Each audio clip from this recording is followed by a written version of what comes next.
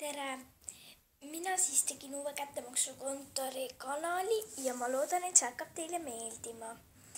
Ja osad hakkavad alates aprillist, sellepärast et praegu ei ole inimesi, kellega teha. Ja kui sa elad Raplamaal, siis anna ikka teada. Kehtnas, Keavas, Raplas, kui sa elad, siis anna ikka teada. Sest kui sa soovid kättemaksukontori tegelaseks tulla, siis ma arvan, et ma oleksin nõus. Ja kui sa oled vanuses 8–11 ja sa tead kättemaksukontorist päris palju ja sa oskaksid näidelda, siis jah, ma ootan.